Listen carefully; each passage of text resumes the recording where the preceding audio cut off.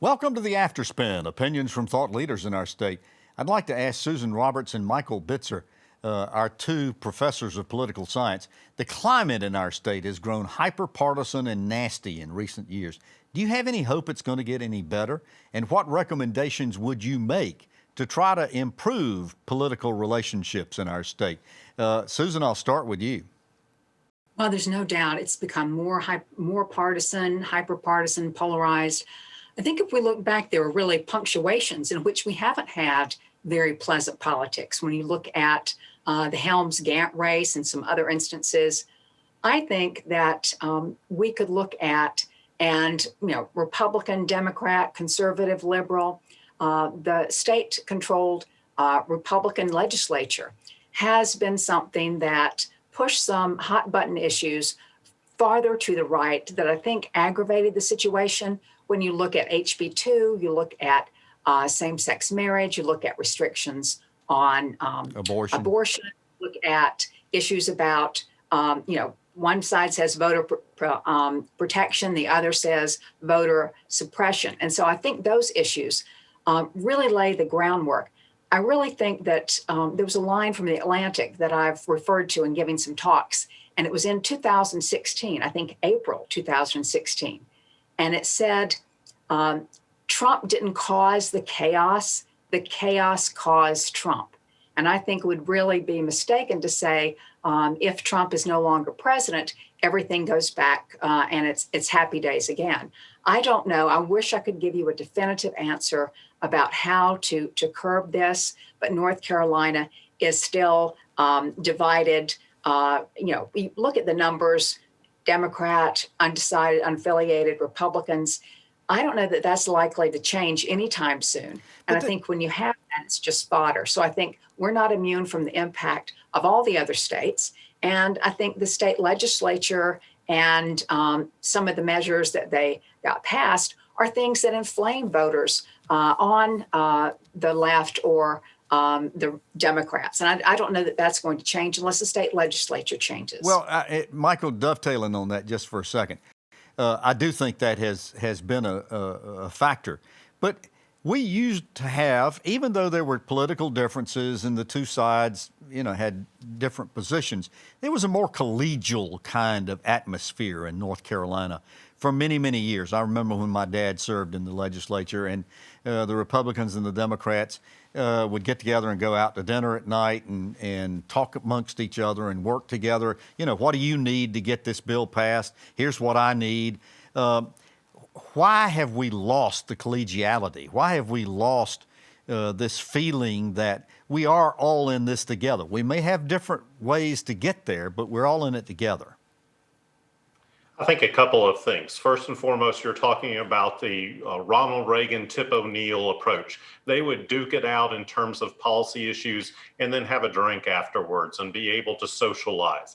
I think we really lost that in the mid-1990s, particularly when the parties were sorting themselves into much more ideologically homogeneous groups. Republicans became much more conservative.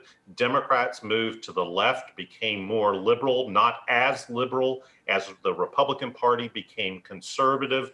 But it's us. It is the voters as well. We are very tribalistic in terms of our voting patterns. Political science has shown that if you identify with one political party, you are voting for that party 75, 85, 95% of the time for that party. Less than 10% of us are truly independent, could go either way in terms of our voting patterns. The other thing is we have sorted ourselves into like-minded communities. We interact with like-minded individuals, and when we meet somebody from the opposite political side, we don't know how to engage with them. And it's almost a fact that we are living in two different worlds with two different sets of facts. As Daniel Patrick Moynihan said, you're entitled to your own opinion. You're not entitled to your own facts. You're citing stuff that was found in the great work, the book, The Big Sort. But I think you're absolutely correct. So we created this problem. We, the public, created this problem. How are we, the public, going to fix it?